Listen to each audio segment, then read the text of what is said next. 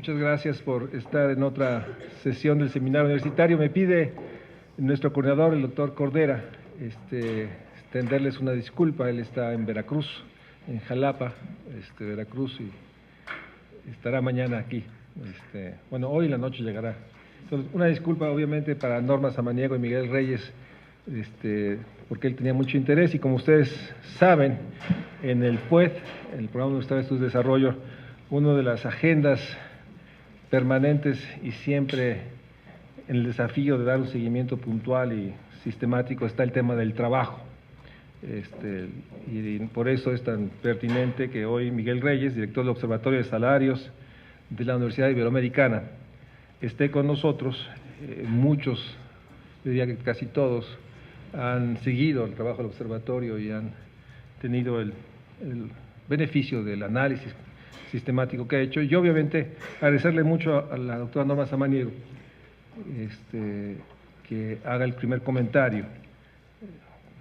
No sobra decirlo, sin duda es de las personas no solo más queridas, pero sobre todo más queridas también por el sistemático histórico trabajo de dar análisis y reflexión sobre el mundo del trabajo. Entonces, como ustedes saben, iniciaremos dándole primero la palabra a Miguel Reyes, para que una vez que él termine, abremos los comentarios una vez que la doctora Norma Samaniego haga una primera reflexión. Miguel, muchas gracias por estar nuevamente aquí en el posgrado de Economía, en el programa, en el SUX, y te damos la palabra. Muy buenas tardes a todos, a todas. Muchas gracias por la invitación al seminario del SUX. Agradezco a doctor Rolando Cordera, a Mario Luis, el haberme invitado, y bueno, ahorita a la doctora Norma Samaniego, que comentará lo que hemos preparado para el día de hoy. Comentaré un poco el contexto general de lo que serían los salarios, es decir, cuando nos invitó el doctor Cordera, era para exponer en general cuál era la situación y el contexto y la evolución de los salarios en los últimos años y su vinculación con otras variables de la actividad económica que son trascendentales. Una de ellas es la desigualdad, el otro la pobreza, y la otra sería la productividad. Aunque pudiera tener obviamente una vinculación con algunas otras, como la inflación, y que lo vamos a comentar, pues nos hemos enfocado fundamentalmente en esas tres, y ahorita también comentaré por qué, aunque se plantea cuál ha sido la estrategia de los últimos años del gobierno federal en materia salarial y por qué lo ha vinculado con la inflación, se plantea precisamente por qué nosotros no estamos solamente vinculando los salarios con la inflación. Entonces, en primer momento, en términos como de la introducción, habría que diferenciar el salario de lo que serían los salarios mínimos o la remuneración mínima. Como tal, está establecido como un derecho desde 1917, desde la Constitución del 17, aunque hay una Ley General de Desarrollo Social mucho más reciente, en donde se incorporan, digamos, varios derechos. Uno de ellos es el del trabajo, y ese derecho al trabajo no solamente tendría que ver con condiciones laborales como la protección o la seguridad social, sino también con una remuneración digna y adecuada, que está establecida precisamente en esta Constitución y que posteriormente retoman algunos otros países a través de recomendaciones de la OIT, fundamentalmente vinculándolo a pobreza, es decir, para que no evitar que la gente que esté en el mercado laboral caiga en situación de pobreza monetaria y que sea un salario que esté por encima de esa línea de pobreza monetaria. Es cierto que los cambios en estos salarios mínimos pueden generar distorsiones, ya sea a la alza o a la baja de los salarios. Casi siempre, y por lo menos, bueno, más bien en los últimos años, la ortodoxia económica se ha concentrado en cuestionar en que los salarios afectan o afectarían los salarios mínimos, los demás salarios de la economía, pero distorsionándolos hacia la alza, y jamás se han cuestionado si los distorsionarían hacia la baja, solo hacia la alza. Cambios en este caso de salarios mínimos vinculados relacionados de alguna manera con los demás salarios de la economía, podrían a su vez tener un impacto en la distribución funcional del ingreso o en la distribución factorial. Comentábamos antes de empezar con la doctora Samaniego que este es uno de los temas olvidados precisamente, el de la distribución funcional, igual que el caso de los salarios, y que nos hemos enfocado en los últimos años a la distribución del ingreso de personas y hogares, pero nos hemos olvidado de la distribución funcional y cómo, en el caso del salario mínimo, está muy correlacionado de alguna manera con la distribución funcional a partir de su vinculación con los demás salarios de la economía. Eso significa que modificaciones en los salarios, si es que están mínimos, si están vinculados a los demás salarios, tiene impacto en la distribución funcional y además podría también tener un impacto en la pobreza. Es decir, puede haber o podemos tener líneas de pobreza que estén por debajo de lo que sería la remuneración mínima digna que establece como derecho social la Constitución y que, por lo tanto, el salario mínimo oficial esté entonces por debajo de la línea de pobreza, lo que implicaría un impacto en los niveles de vida importante o de manera significativa. Es decir, que aunque estés en el mercado laboral, estés en situación de pobreza monetaria. Antes de comenzar lo que sería la presentación, quisiera poner a consideración de algunos de ustedes, le pusimos ahí algunas consideraciones varias. La primera es que en una economía de mercado o en una economía capitalista lo que se buscaría como objetivo, pues en términos generales, sería la ganancia. Cuando hay un aumento de los salarios, podría haber un movimiento en algunas de las variables vinculadas obviamente a esta función de ganancias.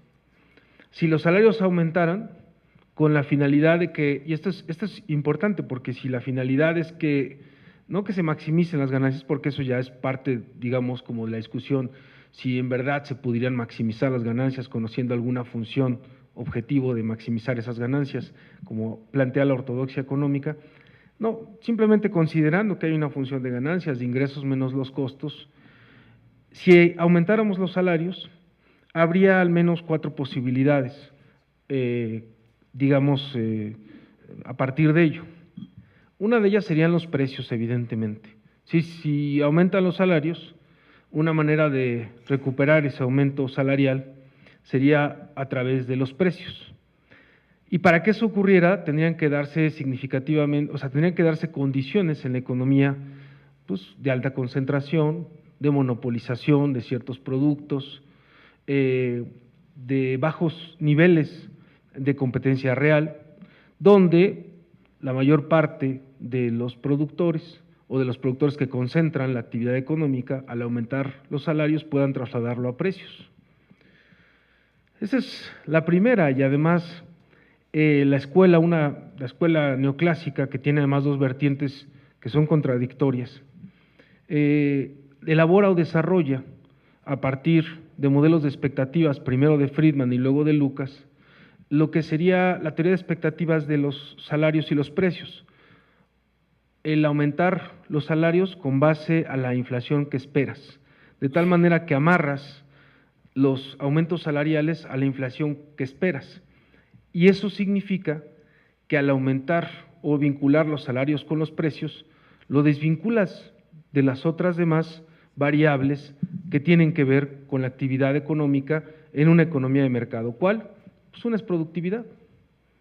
O sea, en economías fundamentalmente en desarrollo, habría que discutir este término en desarrollo, emergentes, pero sí latinoamericanas, cuando ha habido aumentos salariales, se dice que la historia, digamos, de esta ortodoxia muy conservadora económica, lo que te dice es que generó una espiral inflacionaria porque los trabajadores pidieron un aumento salarial y fue ese aumento salarial que generó esa espiral inflacionaria. Pero asumiendo que ninguna de las otras variables se movería. En el caso de los países desarrollados, la variable de ajuste en el corto plazo sería el desempleo, empleo-desempleo. De ahí viene la famosa curva de Phillips de intercambio entre inflación y desempleo en el corto plazo ante un aumento de los salarios, asumiendo obviamente que las ganancias no serían nunca un factor de ajuste, es decir, que en términos redistributivos nunca debería de haber un ajuste ante un aumento de salarios, no deberían de caer las ganancias, sino solamente tendrían que mantenerse al menos el mismo nivel de ganancias ajustando los precios o ajustando el empleo. La otra es la productividad, que en el mediano plazo pueda recuperarse sus aumentos salariales por la vía de la productividad. Y la cuarta, sí es una cuestión que tiene impacto en la distribución funcional del ingreso, y es a partir de que aumentando los salarios, sí tendría una reducción las ganancias y por lo tanto la participación del capital bajaría, ¿no?, paulatinamente en el ingreso nacional. En algunos países se ha tratado de hacer, en algunos que se hizo o que se intentó hacer con muchos otros mecanismos, como el caso de Brasil, donde lo que planteaba Lula es, bueno, vamos a aumentar los salarios independientemente de que crezcamos o no, pues era un poco eso, es decir, la parte distributiva. También están las escuelas tanto neorricardianas como la parte estructuralista o el enfoque estructuralista, que ubican o identifican no solamente el espacio de las expectativas de inflación o el espacio de la productividad como variable de ajuste, sino también el mecanismo redistributivo en términos funcionales. Entonces tenemos 4 posibilidades, lo que pasa es que la ortodoxia económica nos ha dicho que solamente tenemos una. Si aumentan los salarios, aumentarían los precios. Colegas, por ejemplo, economistas, siempre te dicen, oye, es que si aumentan los salarios, aumentarían automáticamente los precios. Casi todos, o algunos de ellos, identificados en las escuelas, por ejemplo, en algunas de las escuelas de economía, donde se enseña, ¿no?, que automáticamente un aumento de salarios generaría un aumento en precios. Otra cuestión a considerar es que los salarios tienen un vínculo con la distribución y con la eficiencia, es decir, los salarios reales podrían descomponerse por su participación en el ingreso nacional, que sería el componente distributivo, o por su componente de eficiencia, es decir, por la parte del producto medio. ¿Eso qué significa? Significa que puede haber un aumento en la productividad, que estaría empujando los salarios a la alza, pero que en el arreglo distributivo podría ser que aunque vaya hacia arriba la parte de eficiencia, puede ir hacia abajo la parte distributiva, y que entonces, aunque aumente la productividad, los salarios no necesariamente tendrían que aumentar. Uno sería un componente económico y el segundo sería un componente más social, porque tendría que ver con arreglos sociales, la parte distributiva. Y en cuanto a la parte que tiene que ver con situaciones de bienestar y pobreza, nosotros desde el Observatorio de Salarios hemos planteado que al menos existirían 3 brechas en relación a los salarios y líneas de pobreza y salarios mínimos oficiales. La primera es la brecha de derechos sociales, que sería la distancia entre el salario mínimo que hemos denominado salario mínimo constitucional, que sería el garante de derechos o salario digno, y el salario mínimo oficial, es decir, qué tanta distancia o qué tanto déficit existe, ¿no?, a partir de lo que existe, de lo que tienes como oficial y de lo que deberías de tener como umbral de acuerdo a lo que establece la Constitución. La otra es la brecha de pobreza, que es la distancia entre la línea de pobreza oficial y el salario mínimo. Algunos plantearon en un momento la discusión sobre los salarios en los últimos años, que si el salario mínimo se pusiera al mismo nivel de la línea de pobreza, se cumpliría con la Constitución, cosa que desde nuestra perspectiva es un error, porque la línea de pobreza tiene otros objetivos y está planteada desde una perspectiva distinta que la de ser garante de derechos de una manera amplia como lo establece la Constitución. En todo caso, sería igual a la línea de pobreza y garantizarías que no sea pobre quien esté, digamos, en el mercado laboral. Y la brecha de bienestar, que sería la distancia entre este nivel, que es el salario mínimo constitucional, y la línea de pobreza oficial. Contexto de los salarios en México. Esta gráfica lo que muestra es el comportamiento de la inflación en los últimos años y el crecimiento de los salarios medios y mínimos, ¿no?, desde 1994 hasta el año 2017. Ustedes pueden ver cómo la inflación tuvo un pico importante después de la crisis 94-95, tardó unos años en caer, y luego a partir del año 2000-2001 muestra ya una cierta tendencia muy similar o muy parecida a la de los salarios, pero no es exactamente igual. En algunos momentos puede estar en el mismo nivel que el salario mínimo o los aumentos al salario mínimo y en algunos digamos encima. Los que sí son idénticos, que los obtuvimos le sacamos logaritmos simplemente para ver la trayectoria, son los salarios promedio y los salarios mínimo. Ojo, no quiere decir que sean iguales o idénticos. Lo que plantea, por ejemplo, en un primer momento Nora Lustig y luego la doctora Samaniego, es que en los años 80 perdieron más poder adquisitivo los salarios mínimos que los salarios medios y que se empezaron a distanciar unos con otros.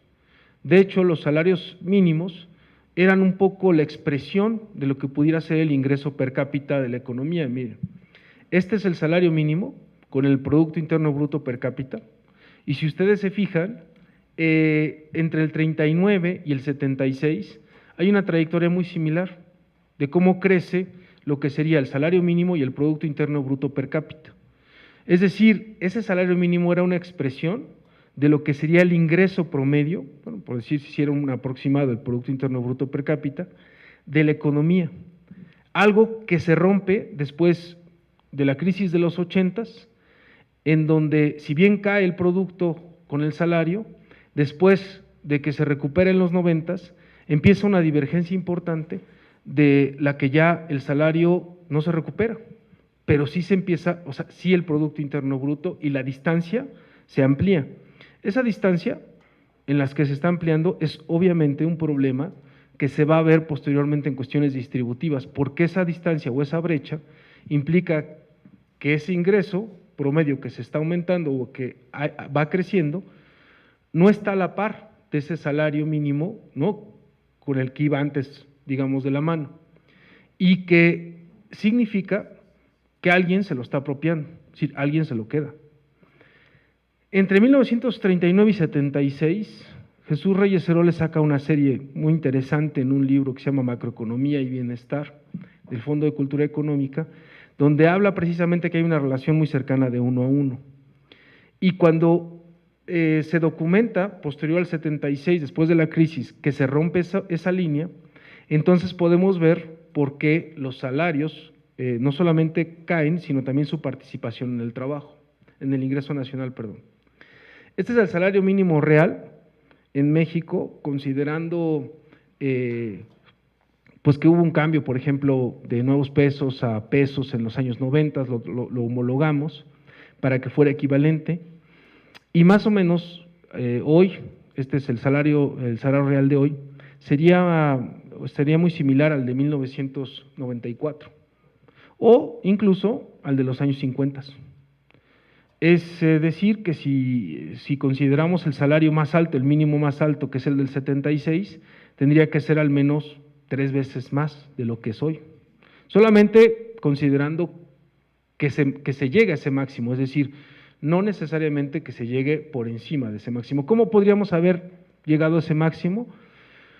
Pues si después del 76, cuando cayó en los 80, hubiéramos aumentado 1.6%, después del año 80, el salario mínimo, ¿no?, real, año con año, durante los siguientes años hasta 2018, hubiéramos llegado a sus casi 6,900 pesos. La tendencia es en general no solamente que los salarios caigan, sino que el ingreso laboral en general está cayendo. La línea azul ahí que ustedes ven es la nominal, y las otras son el ingreso laboral per cápita deflactado tanto con el Índice Nacional de Precios al Consumidor como con dos índices distintos. Uno es el de Coneval, de la canasta alimentaria, y otro es un índice que llamamos nosotros de costo de vida, a partir de la canasta que establecimos en el Observatorio de Salarios. Es muy parecido, es muy similar a la tendencia de la que tiene el costo de vida de nosotros con la de la canasta alimentaria de Coneval, y eso significa, pues para nosotros una cosa, que los productos de la no alimentaria casi no tienen variabilidad y que los que tienen mayor variabilidad y en donde tendría un mayor peso en términos de precios, pues sería en la parte de canasta alimentaria. La línea roja, no sé si se ve para ustedes roja o anaranjada, que es la del INPC, es deflactada con el INPC, es la que está por encima, y la de la canasta alimentaria de Coneval y la nuestra están por debajo. Lo que quiere decir que habría que considerar también a la hora de deflactar, es decir, por ejemplo, hacer esto, un índice de costo de vida y no el índice de precios al consumidor, porque en el índice de precios al consumidor se suaviza mucho el consumo, asumiendo que hay más de 80,000 productos en la canasta y que en el caso del índice de costo de vida no pasa o no sobrepasa los 400. Incluso aquí se puede ver mucho más claro cómo en el caso del salario mínimo nominal y real, el nominal es el azul que va subiendo, que está ahorita en 88.36, y que si consideramos el índice de precios al consumidor como deflactor, habría habido un aumento real entre el año 2016 y 2018, significativo, y que si lo planteamos con el índice de costo de vida, ese aumento no es tan grande, e incluso comparando el salario de 2018, el del último año, con el de punto de partida, pues casi es el mismo en términos reales. Ahora, hablando de un poco el contexto, entonces, es que los salarios vienen cayendo, es algo que no es nuevo, que ustedes ya saben, ¿no? El ingreso laboral per cápita viene cayendo. ¿Qué implicaciones tiene esto sobre la pobreza? Pues pensamos que, digamos, es una implicación importante y significativa. Primero, porque le dejas un peso muy fuerte a la política social para sacar de la pobreza a millones de mexicanos, porque solamente le dejas a un instrumento de la política, digamos, de la política pública, que es la política social, el sacar a millones de mexicanos de la situación de pobreza, cuando pensamos que gran parte de esa responsabilidad está en la situación de los mercados laborales y en los salarios. El ingreso es prácticamente un apartado en general que no se ha movido. En los últimos años se han movido algunas de las carencias, como vivienda, como salud por el Seguro Popular, pero el ingreso no se ha movido en nada, o en casi nada. Comparando, hicimos una comparación de la línea de bienestar, la echamos hacia atrás y lo hicimos para 1992, tendríamos con esa misma línea de bienestar el 53.8% de la población debajo de esa línea de bienestar, y hoy, en 2016, es el 50.6%. Es decir, no se ha movido prácticamente nada y se ha quintuplicado, por ejemplo, el caso de la cobertura del programa Emblema, que antes era Progresa, Prospera, Oportunidades, bueno, Prospera, se ha quintuplicado de 5 millones de beneficiarios a 25 millones. Esta es la estructura de la población ocupada con ingresos equivalentes a salarios mínimos. Ojo, no son la población asalariada, que es distinto. Esta es la población ocupada que gana un ingreso equivalente a salarios mínimos. Y otra es la población asalariada. Por ejemplo, si habláramos de población asalariada en 2017 que gana un salario mínimo, sería el 11%. Pero la población ocupada que gana un ingreso equivalente a salario mínimo, aunque no sea asalariada, es del 14.7%. ¿Por qué? Porque hay mucho pequeño productor, comerciante, ¿no?, que tiene ingresos equivalentes entre 1 y 3 salarios mínimos al mes y que incluso puede ganar a veces menos que algún asalariado, que varios asalariados. La estructura que ustedes ven ahí inicialmente nos diría que hay una mayor precarización en términos del salario porque estarían aumentando los empleos de baja remuneración en los últimos años y estarían disminuyendo los empleos de mayor remuneración como los de más de 5 salarios mínimos. Sin embargo, hay que tener cuidado porque en los últimos años, tanto en las encuestas de empleo como en las encuestas de hogares, ha aumentado lo que sería el subreporte. Y ese subreporte está aumentando más entre la población más escolarizada, más educada en términos generales. Habría que establecer entonces, ¿no?, algún tipo de factor de ajuste que nosotros ya lo implementamos para el ENIG y lo vamos a implementar ahora para la ENOE, vinculando censos económicos con información de encuestas de hogares o encuestas de empleo. Estos son los salarios por actividad económica. En general no sobrepasan los 4,000 pesos, promedio, de acuerdo a lo que digamos se reporta en la misma encuesta nacional de ocupación y empleo.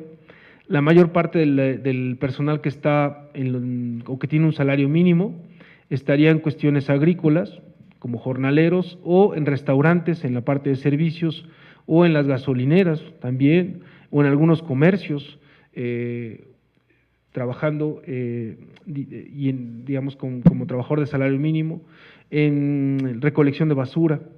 Y entre 1 y 3 salarios mínimos es importante lo que sería el peso de la industria manufacturera, de la construcción y de los servicios también. ¿Qué implicaciones tiene, por ejemplo, que la mayor, digamos, que la mayor parte de la población esté entre 1 y 3 salarios mínimos? Para que ustedes se den una idea, bueno, aquí está. Si suman ustedes en 2017 la población con un ingreso equivalente a un salario a 1, a 2, a 3, estaríamos hablando que es el 63%. Ese 63% tiene entre 1 y 3 salarios mínimos. ¿Cuántos son? Uno son 2,000, hoy son 2,600, 2 son 5,200 y 3 estaríamos hablando de que son casi 7,800 pesos. O sea, entre 2,600 y 7,800 pesos, casi 63% de la población. Pero resulta que para un hogar promedio son 4 personas, 4 individuos. El promedio de los habitantes, bueno, del hogar sería entre 42 y 49 años los adultos, entre 12 y 19 años los jóvenes, y si consideramos incluso escalas equivalentes para el caso de los que tienen 12 años, un hogar requeriría hoy, para no estar en situación de pobreza, 353 pesos, 359 pesos, perdón. ¿Cuántos son 4 salarios mínimos? 353, o sea, requeriría un poquito más de 4 salarios mínimos un hogar para no estar en situación de pobreza, pero el salario mínimo está en 88 y el 63% de la población gana entre 1 y 3. Entonces, nuestra hipótesis es que la persistencia de la pobreza se debe a que en los mercados laborales se pagan salarios por debajo de esas líneas de pobreza por hogar, asumiendo también que el salario mínimo no es un salario que se deba otorgar a una persona, sino es un ingreso mínimo que tendría que satisfacer necesidades del hogar. Esta es la población asalariada por nivel de ingreso en términos de salario mínimo. Ese 64%, decíamos, está incluso por debajo de ese cálculo que nosotros hacemos de salario mínimo constitucional. Un 4,6% está digamos, más o menos en el umbral de lo que hemos considerado, y solo cerca de un poquito más del 30% estaría por encima de ese nivel, y por eso diríamos que la población que está arriba de ese nivel estaría en pleno goce de sus derechos sociales. Esta es una evolución de lo que sería con la NOE, ojo, no es con la ENIG, es una evolución de la población ocupada de 15 a 64 años que no alcanza este salario mínimo digno o constitucional y que está debajo de líneas de bienestar y líneas de bienestar mínimo. Ahí aparecería la tendencia como que en general estaría, digamos, aumentando, y habría varias hipótesis sobre ello.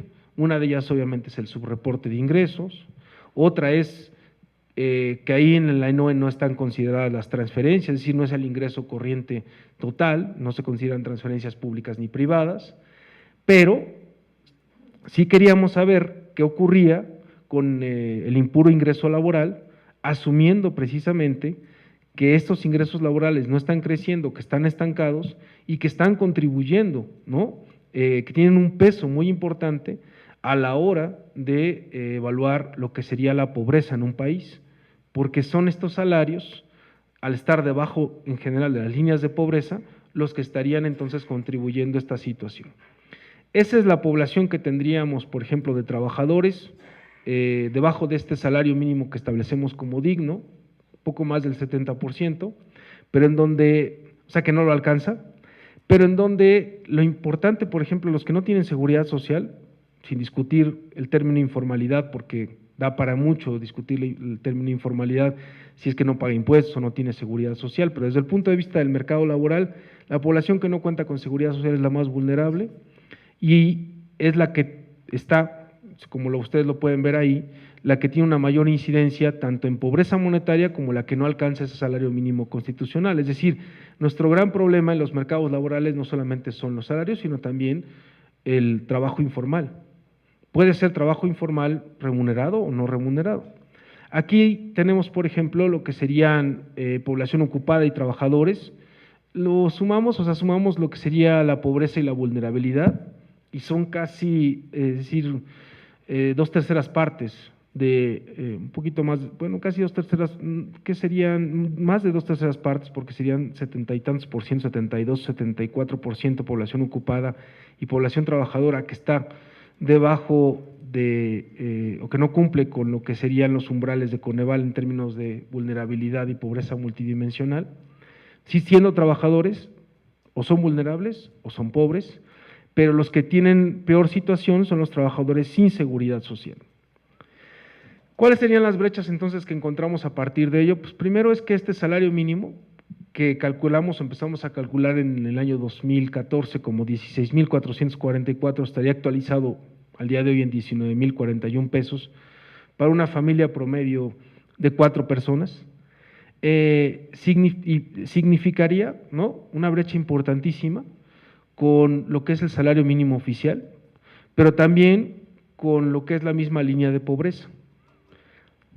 Cuando nosotros comparamos, por ejemplo, con otro tipo, hicimos aquí una comparación con ciudades tanto de América del Norte como de ciudades latinoamericanas a México, a la Ciudad de México, pues realmente sale muy mal, porque el salario mínimo oficial más bajo de todas estas ciudades, digamos, no comparen ya con Nueva York o con Los Ángeles, sino, por ejemplo, con Bogotá o con Río de Janeiro, pues es mucho más bajo que cualquiera de esos países. El caso de Guatemala es emblemático porque aunque es más alto que la Ciudad de México, el problema de Guatemala es que no se cumple, ¿no? El 80% de los patrones no lo cumplen.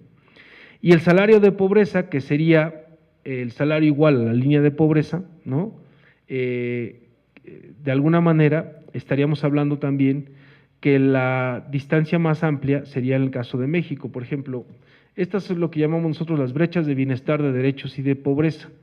La brecha de bienestar es la distancia entre el salario digno y la línea de pobreza. La brecha de derechos es la distancia entre el salario mínimo que establecimos como constitucional y el salario mínimo oficial. Y la brecha de pobreza es la línea de pobreza, la distancia de la línea de pobreza con el salario mínimo oficial. El país que muestra una brecha de derechos más amplia, no el país, la ciudad, porque son por ciudades, la ciudad que muestra una brecha de derechos más amplia es la Ciudad de México. La ciudad que muestra también una brecha de pobreza más amplia, pues es la Ciudad de México, es decir, la distancia que hay entre la línea de pobreza y el salario mínimo es la mayor respecto a todas las demás que hemos calculado. Entonces, en términos de déficits, pues es los más amplios que se tienen no solamente en América Latina, sino en América del Norte. Eso es en cuanto a pobreza. En cuanto a la parte de desigualdad, que podríamos considerar que es entre factores, ¿no?, o intrafactorial, esta es algo que hemos presentado, digamos, ya lo presentamos también aquí en algún seminario. Es una distribución ajustada donde el 70% sería para el capital y 29% para el trabajo. Si consideramos la ENIG está volteada, el ENIG es 70 trabajo, 30 capital, y si ustedes se fijan, nuestro cálculo, que es 29% a nivel de hogares, considerando ya transferencias e impuestos, no está muy alejada de lo que sería el 32% del PIB o el 26% a costo de factores, que se saca con encuestas industriales o encuestas que son los censos económicos también, perdón, no son las encuestas, son los censos económicos. ¿Dónde está México? Pues en la parte más baja de América Latina. América Latina está más o menos en el 35%, Brasil y Argentina son los dos países de América Latina por encima. El peor es Perú. México está un poco si consideramos respecto al Producto Interno Bruto, casi los 30 puntos porcentuales. La que es especialista en esta parte de la distribución funcional es aquí la doctora Norma Samaniego. Nosotros lo que hicimos es sacarlo. Esta es la distancia con respecto a América Latina, ¿no? Teníamos hace algunos años, de la serie esta larga que hicimos, 11 puntos de diferencia respecto al promedio en América Latina. Hoy tenemos también 11 puntos en promedio respecto a América Latina. En el 76 estuvimos por encima de América Latina, ¿no? Hoy volvemos a estar 11 puntos por abajo. Y esta es una distribución que nosotros hicimos, pero a diferencia de la doctora que la hace a nivel de Producto Interno Bruto, ¿no? O sea, nosotros a precios de mercado, esta es a costo de factores. Por eso sale un poco la diferencia respecto a la que saca la doctora Norma Samaniego, pero la tendencia es exactamente la misma, es decir, durante el desarrollo estabilizador va subiendo, llega a un punto máximo en el año 76, cae con la crisis económica de los años 80, vuelve a subir un poco y luego vuelve a caer en la crisis del 94-95 y se estabiliza, ¿no? Después de los años 2000. Pero se estabiliza entre 26 a 24 puntos. En términos de desigualdad salarial, lo que notamos es que sí ha caído. Hay gente que se vanagloria porque utiliza mucho las encuestas de hogares para, con eso siempre, en los últimos años se ha hecho y hay que tener mucho cuidado, porque se utilizan las encuestas de hogares para analizar la desigualdad salarial y de ahí hacer una traspolación y decir, la desigualdad en México está cayendo porque está cayendo la desigualdad salarial. Ojo, no. Primero, hay un subreporte importante en las encuestas de hogares, que como hemos visto, puede hacer que se voltee la distribución factorial o funcional entre capital y trabajo. Y segundo, efectivamente está cayendo la desigualdad, pero no la desigualdad total, sino la desigualdad salarial. ¿Y por qué cae la desigualdad salarial? Porque están cayendo las remuneraciones de los de arriba, y los de abajo pues no están subiendo. Esta es una gráfica que muestra lo que hicimos calificado y no calificado. El no calificado es hasta secundaria, el calificado es posterior a secundaria, y los que tienen preparatoria. La caída más importante es de los de preparatoria y de los de posgrado. Esa es una caída, pero brutal. Esta es la gráfica cuando se ven, por ejemplo, por nivel de escolaridad, y vean la distancia que se muestra entre los niveles de escolaridad más bajos. Casi no hay, o sea, decir, estudiar, por ejemplo, de la primaria a la secundaria, pues son 1,000 pesos más que vas a ganar, ¿no? O sea, el salto se da fundamentalmente de la preparatoria a la universidad, y además la distancia se ha reducido, pero donde se ha reducido todavía más es en la parte de la universidad, o sea, la universidad y el posgrado. En términos reales, de tener 24,000 pesos en el año 2005, hoy se tendrían, el año que calculamos que es 2016-17, se tendrían 14,000 pesos, una pérdida del 39%. Habría que cruzar esa información, ¿no?, con la parte del subreporte, es decir, qué tanto de eso es subreporte, qué tanto eso es caída, pero en general todos los salarios de la economía están cayendo, es decir, sí hay una convergencia en salarios, pero porque los de abajo no suben, están cayendo, ¿no? Solo que los de arriba están cayendo más que proporcionalmente a los de abajo, eso es lo que está pasando. ¿Quiénes son los que están cayendo? Pues los que tienen más experiencia. Por ejemplo, los que tienen doctorado, entre 2 y 4 años de experiencia, entre 2012 y 2006, perdieron solamente 1%, pero los que tienen más de 11 años de experiencia, entre 11 y 13 años de experiencia, cayeron en 12%. Es decir, esta gráfica que acabamos de mostrar, si bien está mostrando que está cayendo digamos, los ingresos para los más educados, fundamentalmente son los más educados con más experiencia. Y ahí se muestra también el caso de la maestría. Es decir, no es con los que tienen menos experiencia, sino los que tienen más experiencia. ¿Qué implicaciones tiene eso? Pues que hay cada vez, digamos, gente que tiene posgrado, que tiene licenciatura, que antes no estaba en una situación de vulnerabilidad, por decirlo así, donde podría alcanzar este salario mínimo digno constitucional. Pues, por ejemplo, en el caso de los que tienen licenciatura, solo el 12% de ellos no lo alcanzaban en el año 2000. Para el año 2014 no lo alcanza el 33%. Y lo mismo pasa con los de posgrado. O sea, lo que estás haciendo es que incluso puedes cambiar Si lo vieras desde el punto de vista de la pobreza, que no lo hemos corrido, pero lo podríamos correr, podrías cambiar la composición de la pobreza, porque estás teniendo un país cada vez más educado, pero como los salarios no suben, entonces ahora la composición ya no es de los que están, digamos, teniendo solamente primaria y secundaria, sino también preparatoria o incluso licenciatura. Esta gráfica lo que muestra es una convergencia salarial por tamaño de empresa. Y aquí la de abajo es la más reciente de 2014, la otra es de 2000. Es una distancia que se hace en logaritmos. Mientras menor sea la distancia, quiere decir que convergen en términos de salarios. Efectivamente hay una convergencia salarial. ¿Dónde está? ¿Quién dirige esa convergencia salarial? No solamente los más educados, sino aquellos que están en las grandes empresas y en las empresas medianas, no en las chiquitas. Ahí es donde están bajando los salarios, en las empresas medianas y en las grandes. ¿Por qué en las grandes están cayendo? Porque en las grandes está aumentando la productividad, pero no está aumentando los salarios al mismo ritmo que aumenta la productividad. Y aquí es donde está la explicación de por qué están cayendo los salarios. Es decir, los salarios están vinculándose, primero los mínimos, a la inflación esperada. Pero los demás salarios de la economía o se vinculan a la inflación esperada o se vinculan al mínimo, que es lo que llama el Banco de México el efecto Faro, y con lo que dice que no debe haber aumentos del salario mínimo porque va a generar inflación. ¿Por qué? Pues porque los ha vinculado de manera intrínseca con esta digamos, estrategia de expectativas que empezó con Salinas y que ahora controlan desde el Banco Central, desde el Banco de México, y que desvincularon el salario de la productividad, es decir, incluso la otra parte o vertiente de la escuela neoclásica que diría los salarios son iguales a la productividad marginal del trabajo, pues esa no, la que sí es, los salarios deben de ser igual a los precios esperados. Como los amarras a los precios, los desvinculaste de la productividad, y entonces la productividad, por ejemplo aquí de la industria manufacturera, ¿no?, va creciendo. Lo pusimos en un punto en el tiempo, o sea, como si fuera un índice que partieran del mismo punto en el año 2007, antes de la crisis.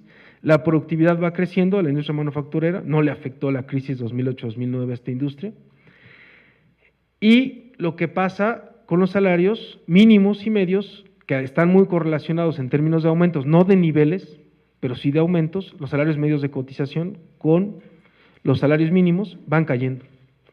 Si nosotros lo que tuviéramos, o lo que tenemos, por ejemplo, esto decimos el efecto Faro, ¿no?, que están amarrados al salario mínimo, ¿qué se requeriría para romper esto? Pues nosotros pensamos que lo que se requiere para romper eso y que contribuya a disminuir desigualdad y pobreza es que lo vincules a la productividad.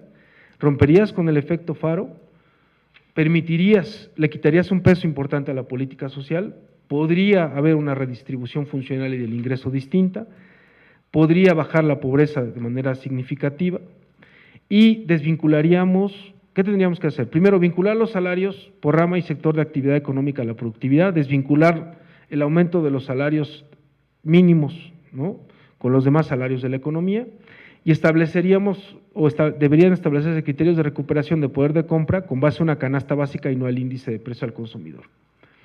Este es un ejemplo de lo que podría hacerse. En el escenario 1, nosotros tenemos lo que pasó. ¿Qué fue lo que pasó? Que es un escenario regresivo. Nosotros empezamos con una distribución funcional del ingreso en el año 2007 para la industria manufacturera de 32% para el trabajo y 68% para el capital. Así se comenzó en el 2007. ¿Qué pasó? Se desvinculó de la productividad empezó a aumentar, pero además los salarios de la industria se vincularon al aumento en el salario mínimo. Y los aumentos del salario mínimo a la inflación esperada, pero la inflación esperada tuvo una distancia respecto a la inflación que se presentó realmente. Entonces, lo que significó es que hubo una pérdida del 10% en el poder adquisitivo en los salarios de la industria manufacturera, más la pérdida del 19% porque hubo un aumento del 19% en la productividad. Es decir, hay un 29% real de pérdida de lo que serían los salarios. Hoy están en 2017, 2016 es la última fecha que tenemos, están en 11.250.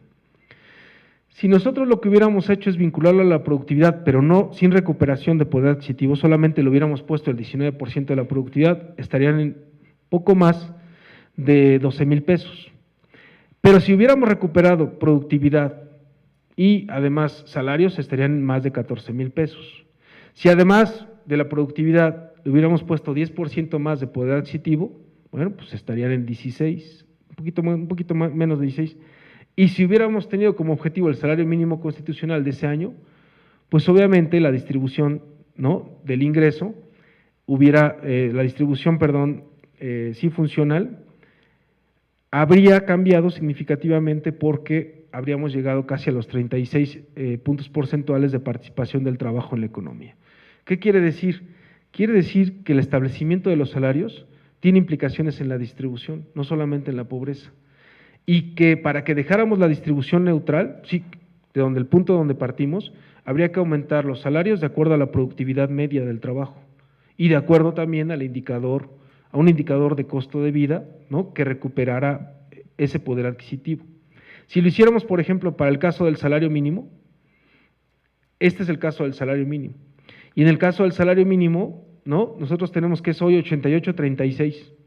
Si nosotros hubiéramos aumentado el salario mínimo de acuerdo a como aumentó la productividad de la industria manufacturera, debería de haber estado este año no en 88.36, sino en 112.5. Pero entonces tienes criterios claros de aumentar los salarios vinculados a la productividad. ¿Y cuál es la productividad que tomas en cuenta? Porque luego te dicen, oye, pero ¿por qué tomas en cuenta la productividad del trabajo? ¿Por qué no la productividad total de factores?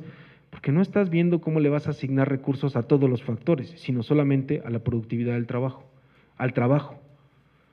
Eso significa, además, hicimos el ejercicio de que si aumentas el salario de acuerdo a la productividad del trabajo, lo que pasa es que aumenta el producto en 4%, aumenta la productividad media del trabajo en 4%, aumenta el salario en 4%, aumenta las ganancias en 4%, todo aumenta en 4%.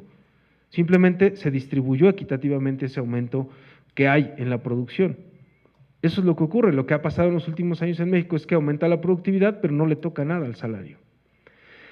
¿Qué es lo que estamos planteando? Bueno, pues que debería de establecerse aumentos salariales con base a un indicador que considere digamos, el costo de vida. Mostramos hace rato gráficas de acuerdo a cómo el costo de vida con el índice nuestro y el índice de Coneval, de la canasta alimentaria, es un deflactor más preciso de lo que sería el costo de vida del trabajador, de acuerdo a un costo de vida, no al índice de precios al consumidor, de acuerdo a un indicador de eficiencia que lo vincula a la productividad, a un indicador regional, porque no es lo mismo los salarios en México, en la Ciudad de México, que en Monterrey o que en la Ciudad de Puebla, o que en Tlaxcala, y obviamente considerando también un indicador de equidad que cuando no crezca la productividad o haya una divergencia de productividad importante, ¿no?, considere esas divergencias de productividad y que sería el inverso de la productividad.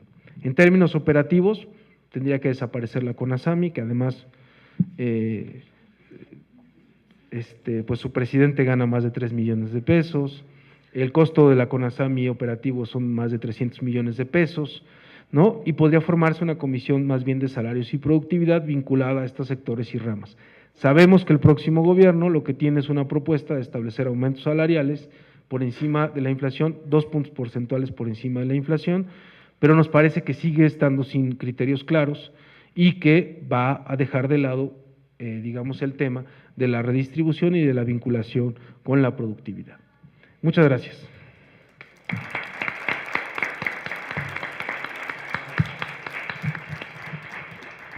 Muchas gracias, Miguel. Tiene la palabra la doctora Norma Samaniego. Gracias. Pues agradezco la oportunidad de estar aquí nuevamente en este seminario y en este tema tan importante y de comentar esta interesantísima presentación que nos ha hecho el doctor Reyes.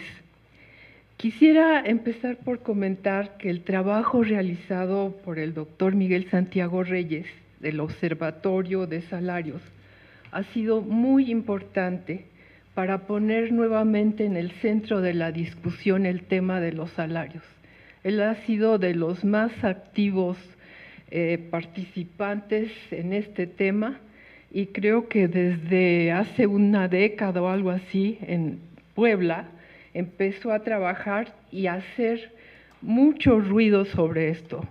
Creo que ha llamado mucho la atención y esto sirvió para que después el tema fuera retomado por la pasada administración de la Ciudad de México, se haya formado un grupo que haya complementado un estudio muy importante de distintos investigadores, incluso participantes de aquí de la UNAM, y que se haya complementado esta investigación, haya habido mayor concientización y presión para conocer cuál ha sido el deterioro de este salario mínimo y se haya llevado a una importante modificación en la Ley Federal del Trabajo que consistió en la desindexación del salario mínimo. Creo que este era un impedimento muy importante para que se volviera a mover el salario y tratar de recuperar la enorme pérdida que tuvo en los años pasados. Yo tengo algunas gráficas que quisiera mostrarles, son pocas, porque ya es muy amplio el panorama que nos dio el doctor Reyes, pero sí quisiera comentar, por ejemplo, la primera gráfica, que sería, no sé si tengo el aparatito, esta, para que vean ustedes cuál es la situación a nivel internacional. Esto es hecho por la OIT. La gráfica que se ve abajo, la línea que se ve abajo, no quiero que distingan todos, la de abajo es la de México, la de más arriba es la de China, y están otros países que son países en desarrollo o de desarrollo similar, como la India, marcada en amarillo, Turquía, Sudáfrica, Brasil, Indonesia, Arabia Saudita, es decir, para que vean cuál es la situación de la evolución del salario medio en México en relación a otros países.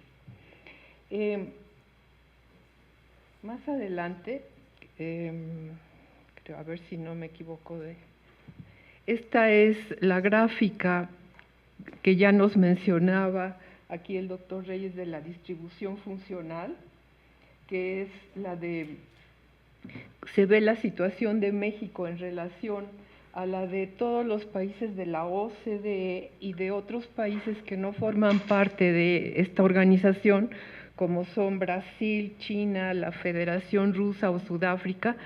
El marcado en rojo es México.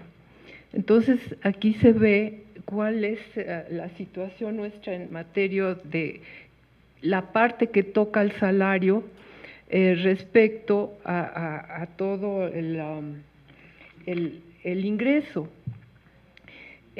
nacional.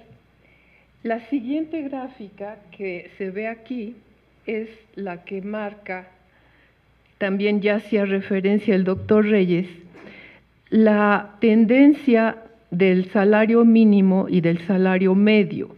Esto no quiere decir que sean iguales al principio, sino es un índice, cómo se han movido en el tiempo, tomando el 100% como 1980.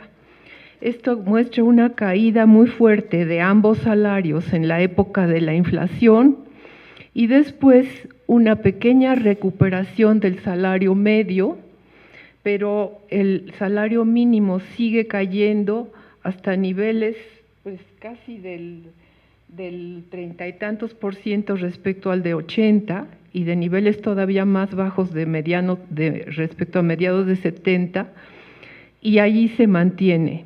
Entonces se amplía la diferencia entre el salario medio y el salario mínimo. En los últimos años yo tengo que, si tomamos el salario medio de los trabajadores del Seguro Social como un índice de trabajadores de salario formal, lo que se ve es que a partir de la crisis, si tomamos como el 2008 el nivel de referencia, después de la crisis, el salario medio de los trabajadores del Seguro Social vino cayendo por casi 6 años seguidos y empezó a recuperarse a partir de 2015. Sin embargo, vuelve a caer en 2017 y es probable que caiga nuevamente en este año. Entonces, son algunas gráficas. Me reservo una para más adelante porque quería comentarles alguna cosa. Entonces, yo quiero referirme al salario mínimo en estos momentos y al proceso de fijación. Siento que la desindexación fue un paso muy importante para empezar a destrabar la resistencia que había a modificarlo. Las primeras medidas se dieron en 2016 y 2017, donde ya se dio al salario mínimo un pequeño aumento por encima de los salarios contractuales para tratar de revertir el prolongado deterioro que habían tenido. Pero creo que esto fue importante por una cosa, porque puso en evidencia que el llamado efecto faro, al que hacía referencia el doctor Reyes, realmente no tuvo peso en la modificación de los salarios contractuales. Y aunque se han dado esos 2 pequeños aumentos que se dieron en ese principio, no sucedió gran cosa en relación a los contractuales. Si algo se ha empezado a destrabar, no es todavía, como él bien dice, un nivel aceptable ni con el mandato constitucional, ni en comparación con otros países del mismo nivel de desarrollo, ni con el nivel que llegó a tener el salario mínimo en el pasado en nuestro país. Hoy que se ha cobrado mayor conciencia del nivel que tiene el salario mínimo y de la necesidad de apuntalarlo, sin embargo, el tema todavía no está resuelto. La discusión en torno a este tema empezará a subir de tono y de nivel a medida que se acerque el mes de diciembre, que es cuando por ley deberá establecerse un nuevo salario mínimo. Esta será una de las primeras resoluciones importantes de la nueva administración, si es que sigue vigente el mecanismo actualmente previsto por ley para la fijación.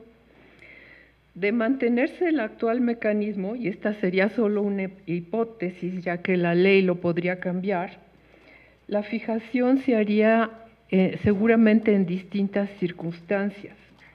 En esta ocasión, la visión expresada por la posición gubernamental es distinta y seguramente podría encontrar un acuerdo con la representación del sector de los trabajadores, que paradójicamente en el pasado eran de los que primero avalaban las posiciones más restrictivas para su modificación, y con alguna parte del sector patronal que ya ha expresado su posición respecto a este tema. Es decir, es curioso que algunos sectores del sector patronal hayan estado más dispuestos a modificar el salario mínimo que la misma posición de los trabajadores representados en la comisión.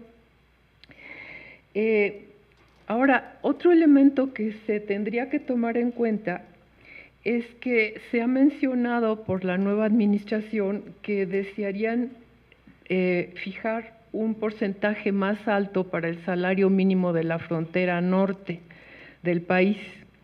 Esto implicaría modificar la zonificación actual, que es una facultad que tiene la comisión. Recordemos que en un principio tenía 86 zonas salariales y que hoy ya tiene una sola de ellas. Entonces esto significaría redistribuir otra vez la zonificación. Entonces estamos en una coyuntura que se abre a cambios y a una política distinta en esta materia. Hay mayor conciencia, creo yo, en la sociedad en general. Hay una mayoría favorable en el legislativo y se abren causas también para un distinto tipo de sindicalismo. Ahora que se ha pasado la aprobación del convenio 98 de OIT y que está en puerta la ratificación de las modificaciones a la Constitución de 2017. Por esta misma razón, creo que es muy importante que las resoluciones en esta materia se adopten respaldadas con un cuidadoso análisis de sus posibles efectos bajo una consulta muy amplia con los interlocutores sociales, como lo marca el convenio que tenemos establecido con OIT en materia de salarios mínimos, que es el convenio 131, que marca que debe haber una consulta con interlocutores sociales en igualdad de condiciones y con opiniones de expertos independientes. Los factores que la OIT señala que deberían tomarse en cuenta y que yo creo que son muy importantes, pero tomarlos con indicadores muy precisos, son el costo de las necesidades básicas del trabajador y su familia. Ese es uno, muy importante. Y aquí se mencionaba, y yo creo que es importante volver a lo que se tenía en algún momento de la canasta para los trabajadores de salario mínimo.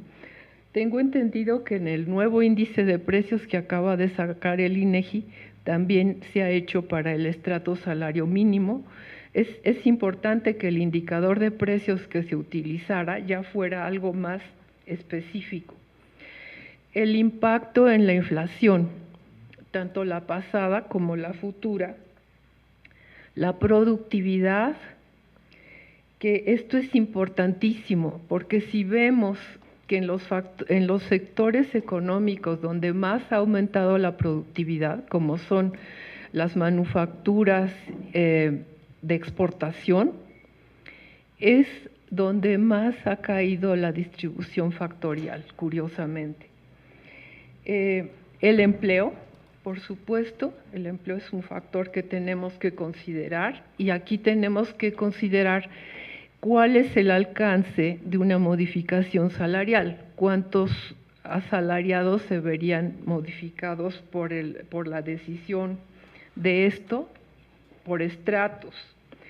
Y también la relación entre el salario mínimo y la mediana de los salarios, o el salario mínimo y el promedio salarial, que esto se ha venido ampliando y el piso teórico que debería formar el salario mínimo ha desaparecido de hecho. Al mismo tiempo debería asegurarse que su cobertura sea amplia.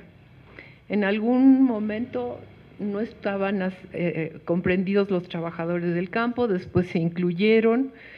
Ahora hay grupos que, de hecho, no están muy precisamente incluidos. Digamos, sí están en lo general, pero el trabajador doméstico, por ejemplo, no tiene algo en especial. ¿Qué iba a decir? Que sea, dice también la OIT, y esto creo que es importante, que sea lo más simple posible, porque si no es simple, hay veces que se hacen esquemas muy confusos y no se cumplen por el mismo desconocimiento.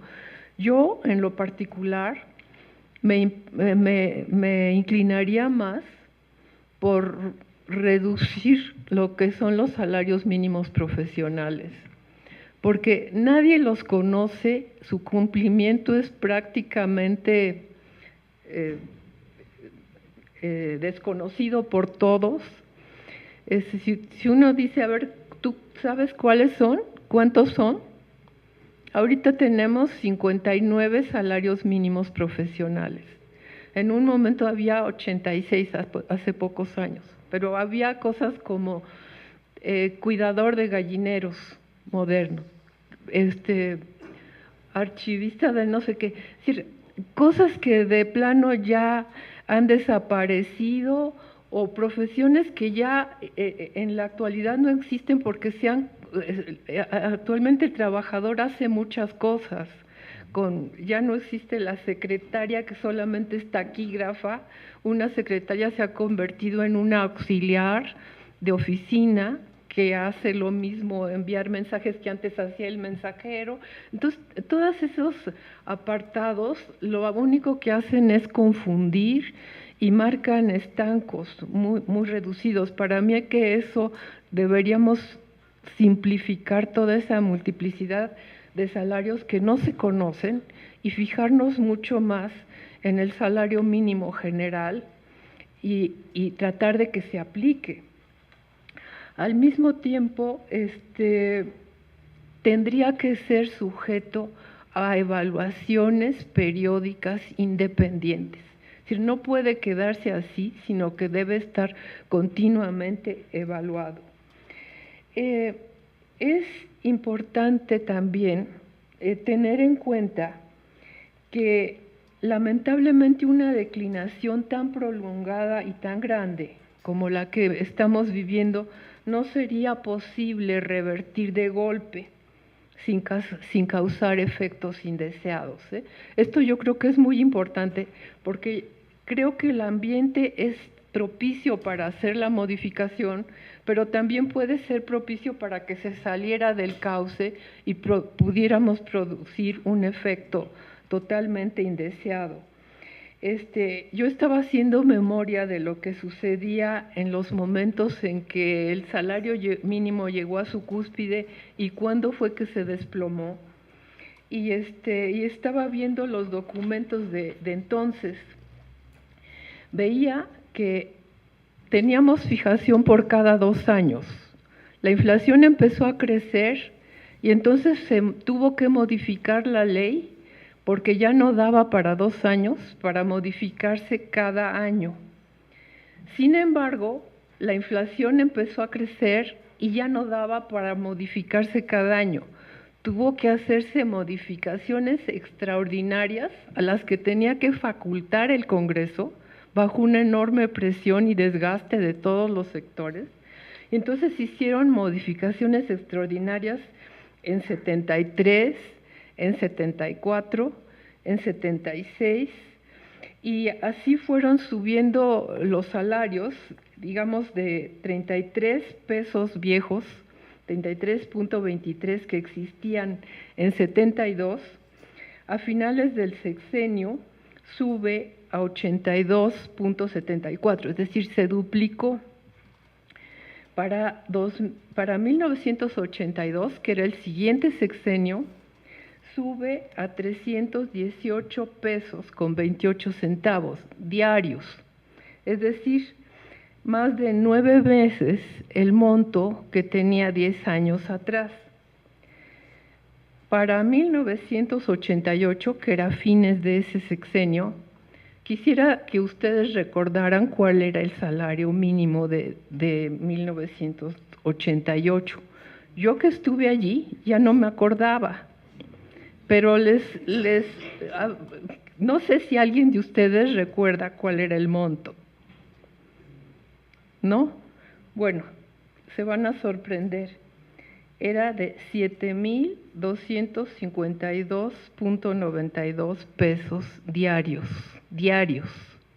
Es decir, de 318 pasó a 7,252. Esto fue después de un múltiple número de fijaciones. 5 de ellas fueron en 87. El salario mensual mínimo llegó a ser de 217,587 pesos diarios en 88. Es decir, yo creo que la gente que no vivió la inflación en ese periodo, los jóvenes de hoy, no se dan una idea de lo que es vivir una situación así. Entonces, yo creo que esto tenemos que tener cuidado de aumentarlo, pero tener cuidado de que las demás variables económicas estén también amarradas para no producir una carrera como la que se propició en ese momento.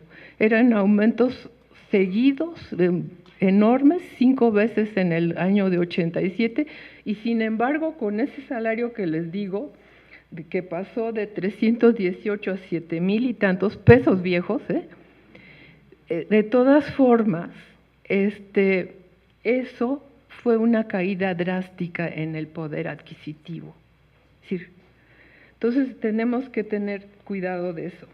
Entonces, creo yo que una política urgente es mejorar el ingreso laboral y revertir la severa declinación del salario mínimo, fijando un piso efectivo para la estructura salarial, con metas claras de corto plazo para poder cubrir los satisfactores básicos de la familia y que siga siendo un idóneo para la estructura salarial, teniendo cuidado en hacerlo con metas precisas de corto plazo. Quiero decir además que algunas otras medidas para fortalecer el salario medio, que también ha caído, sería tratar de favorecer el impulso a las áreas productivas de mayor valor agregado. Es decir, allí vimos lo que pasó con China, cómo se aumentó el salario medio, pero ellos no fue solamente por subir el mínimo, fue por hacer una estrategia que pasó a niveles de mayor valor agregado. Dejar de utilizar el salario como la variable clave del ajuste macroeconómico. Es decir, ¿por qué está tan interesado Banco de México en el salario mínimo? Porque es el factor clave que se ha utilizado para mantener a raya la inflación. Transitar hacia un modelo distinto de inserción en los mercados globales y en las cadenas de valor, y asegurar que las ganancias de la mayor productividad se reflejen de manera efectiva en las remuneraciones del trabajo, fundamentalmente en el sector exportador. Todo esto nos llevaría a reducir la pérdida importante de la participación de los ingresos en el trabajo. Y quisiera comentar finalmente, y para terminar, que es muy importante algunas de las cosas que mencionó el doctor Reyes aquí respecto a la cuestión de mejorar la canasta con la que se mide el deterioro del salario mínimo. Esa es una. Otra es de tener muy en cuenta el subreporte que está teniendo la ENOE. Me preocupa mucho esto porque muchas de las decisiones que las estamos tomando, incluso la medida de la masa salarial del Banco de México, viene de la ENOE, y esto nos puede llevar a conclusiones equivocadas. Quiero decirles en la gráfica siguiente, yo hice comparación en lo que reporta la ENOE y lo que reporta el IMSS. Teóricamente, el IMSS debería reportar menos que la ENOE, porque el IMSS no reporta a los trabajadores que están en el ISSSTE, a los que están en Pemex, están en otros sistemas de aseguramiento y son trabajadores asalariados formales. Si uno toma el trabajo asalariado formal de la ENOE y del IMSS y los compara, ve que por estratos, uno ve que el último estrato de ingresos de la ENOE, allí lo ven marcado con un círculo, con una elipse, el ENOE es el azul y el rojo es el del Seguro Social. En la ENOE el azul cae de la cifra que tenía en el 2008, no sé cómo marcarle aquí, a ver si puedo. No puedo. Del 2008 cae al 2018, y uno en muchos de los análisis, incluso varios de los que yo he hecho, he dicho que los salarios de alto nivel han caído, los asalariados de alto nivel han caído. Sin embargo, si uno los compara con los que reporta el Seguro Social, ve que sí han caído proporcionalmente, eso es cierto, pero en términos absolutos no han caído. Vean ustedes, esa es lo que reporta la ENOE y lo que reporta el IMSS. El IMSS debería ser más bajo que la ENOE. Ya sé que todas las encuestas de hogares tienen un mal reporte de los ingresos. Sin embargo, aquí lo que se ve es que de 2008 a 2018 aumentó la no respuesta, y este aumento de la no respuesta se ve que es mayor en los de altos ingresos, y yo me temo que deba ser quizá por un factor de seguridad. No sé a qué atribuirlo si no es ese el caso, porque lo que sí se ve es que hay una mayor preponderancia de los trabajadores de ingresos bajos. Entonces creo que es un factor que debemos tener muy en cuenta, y que deberá mejorarse la captación del ENOE en esa materia. Ya hay estudios de varias personas, incluso Nora Lustig y alguno de los investigadores que trabajó con ella de aquí del país, que han estado trabajando ese subreporte.